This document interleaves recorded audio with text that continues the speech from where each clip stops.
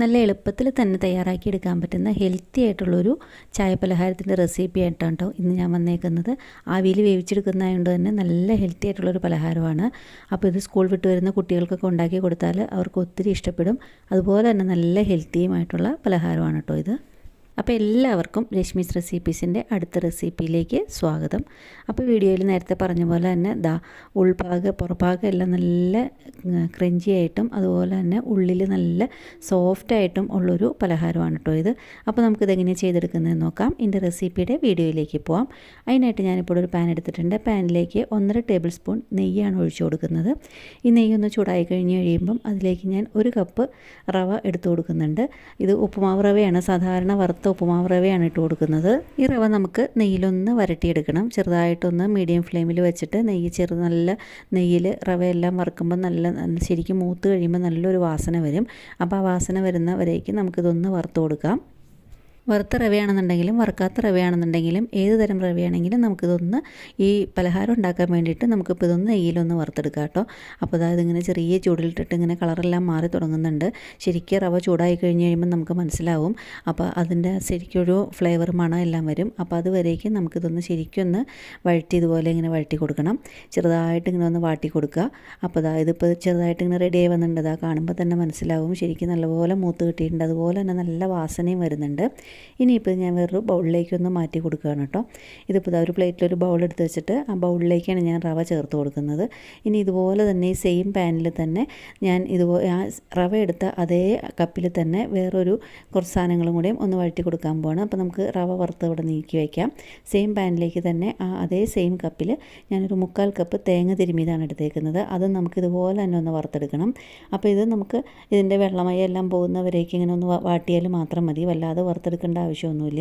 ഇതിൻ്റെ തേങ്ങയുടെ വെള്ളമയം എല്ലാം പോയി തേങ്ങ ഒന്ന് ചെറുതായിട്ടൊന്ന് ഡ്രൈ ആയി തുടങ്ങുന്ന വരേക്ക് ഇതൊന്ന് വറുത്തെടുത്താൽ മതി കേട്ടോ. അപ്പോൾ തേങ്ങയും ഇതുപോലെ തന്നെ ഇങ്ങനെ വറുത്ത് ഇങ്ങനെ മാറ്റിയെടുക്കുവാണ്. ഇത് ഓരോന്നും വറുത്തെടുത്തിട്ട് നമുക്ക് സെപ്പറേറ്റ് ആയിട്ട് മാറ്റി വയ്ക്കണം. ഇനിയിപ്പോൾ തേങ്ങയും ഇവിടെ നമ്മൾ റവ വെച്ചിരിക്കുന്ന പ്ലേറ്റിലേക്ക് തേങ്ങയും ഇട്ട് കൊടുത്തിട്ടുണ്ട്.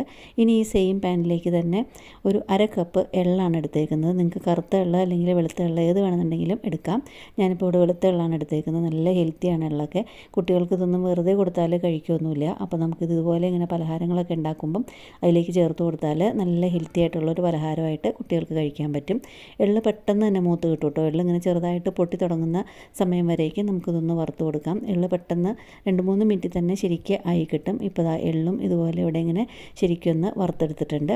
ഇനിയിപ്പോൾ ഈ എള്ളും നമുക്ക് ഈ ബൗളിലേക്ക് തന്നെ നേരത്തെ തേങ്ങ എടുത്ത് വെച്ചിരിക്കുന്നതിൻ്റെ അടുത്തേക്ക് തന്നെ എള്ളും നമുക്ക് മാറ്റി കൊടുക്കാം. ഇനി ഈ സെയിം പാനിൽ തന്നെ ഞാനിപ്പോൾ ഇവിടെ വേറൊരു കുറച്ച് ഇതെല്ലാം കൂടി ഒന്ന് യോജിപ്പാക്കാനായിട്ട് ഒരു മിക്സ് ഉണ്ടാക്കിയെടുക്കണം. അപ്പോൾ അതിനായിട്ട് ഉള്ളൊരു കൂട്ടുണ്ടാക്കാൻ പോവുകയാണ്. അപ്പോൾ അതിന് മുന്നേ ഇതുപോലെ ഇങ്ങനെ റവയും വറുത്ത് വെച്ചിട്ടുണ്ട്. അതുപോലെ തന്നെ എള്ള് വറുത്തെടുത്ത് വെച്ചിട്ടുണ്ട്. തേങ്ങയും വറുത്തെടുത്ത് വെച്ചിട്ടുണ്ട്. ഇനിയിപ്പോൾ ഇതെല്ലാം മിക്സ് ചെയ്തെടുക്കാനുള്ള കൂട്ടുണ്ടാക്കിയെടുക്കണം. അപ്പോൾ ആ കൂട്ടിനായിട്ട് ഞാനിപ്പോൾ ഇവിടെ ഇതേ സെയിം പാനിലേക്ക് തന്നെ നമ്മൾ നേരത്തെ എല്ലാം എടുത്ത അതേ കപ്പിൽ തന്നെ ഒരു 1/2 കപ്പ് ശർക്കരയാണ് ചേർത്ത് കൊടുക്കുന്നത്. ശർക്കര പൊടിയാണിത്. അപ്പോൾ ശർക്കരപ്പൊടി ഇതിലേക്ക് ചേർത്ത് കൊടുത്തിട്ടുണ്ട്. 1/2 കപ്പ് ചേർത്ത് കൊടുത്തിട്ടുണ്ട്. 1/4 കപ്പ് വെള്ളം ചേർത്ത് കൊടുത്തിട്ട് ഇതൊന്ന് തിളപ്പിച്ചെടുക്കുക. വല്ലാതെ വറ്റിക്കേണ്ട ആവശ്യമൊന്നുമില്ല, കുറുക്കേണ്ട ആവശ്യമൊന്നുമില്ല. ഈ ശർക്കര ഇതിലിങ്ങനെ ചുമ്മാ ഒന്ന് അലിഞ്ഞ് കിട്ടിയാൽ മാത്രം മതി.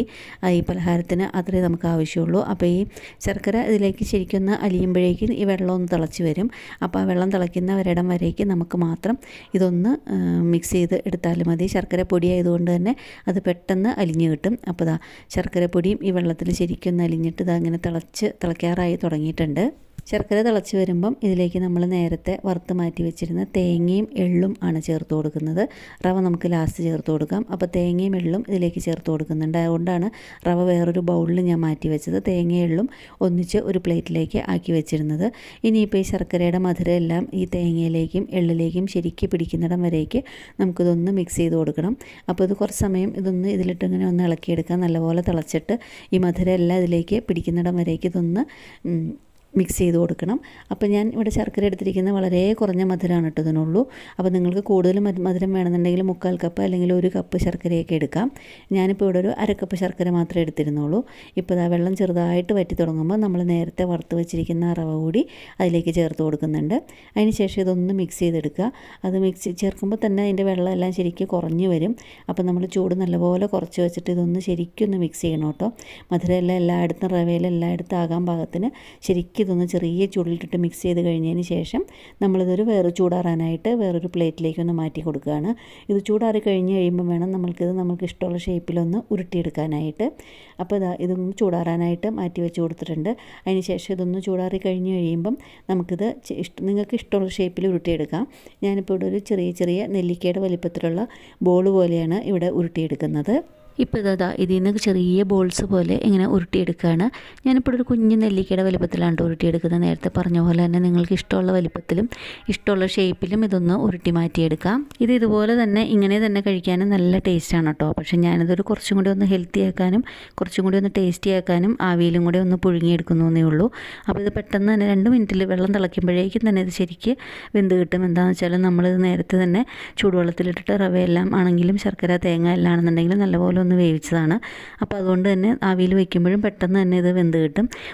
ഒന്നും കൂടി ഇതെല്ലാം ശരിക്കൊന്ന് കൂട്ടിപ്പിടിക്കാനും ശരിക്കൊന്ന് യോജിപ്പായി കിട്ടാനും മാത്രമായിട്ടാണ് ഞാൻ ഒന്നും കൂടെ ഒന്ന് ആവിയിൽ വെച്ച് വേവിച്ചെടുക്കുന്നത്. ഇതിങ്ങനെയും തന്നെ കഴിക്കാം.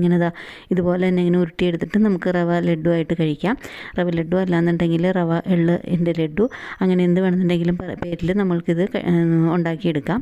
അപ്പോൾ ഞാനിതൊന്ന് കുറച്ചും കൂടെ ഒന്ന് ഹെൽത്തി ആക്കാനായിട്ട് ആവിയിലൊന്ന് പുഴുങ്ങുന്നും കൂടിയുണ്ട്. ഇപ്പോൾ ഇതിവിടെ എല്ലാം ഇതുപോലെ ഇങ്ങനെ ബോൾ പോലെ ഇങ്ങനെ ഉരുട്ടിയെടുത്ത് മാറ്റിയിട്ടുണ്ട് കേട്ടോ. അപ്പോൾ ഇത് ഇതെല്ലാം ഉരുട്ടിയെടുത്ത് കഴിഞ്ഞ് കഴിയുമ്പം കാണിച്ചു തരാം. ഇപ്പോൾ എല്ലാം ഇതുപോലെ ഇവിടെ ഇങ്ങനെ ഉരുട്ടിയെടുത്ത് വച്ചിട്ടുണ്ട്. ഇനിയിപ്പോൾ പുഴുങ്ങാനുള്ള ആവിയിലൊന്ന് വേവിക്കാനുള്ള ഇതിലെ പ്ലേറ്റിലേക്കാണ് മാറ്റി കൊടുത്തേക്കുന്നത്. ഇതുപോലെ തന്നെ ഇങ്ങനെ തന്നെ കഴിക്കാം. നല്ല ടേസ്റ്റാണ് കേട്ടോ.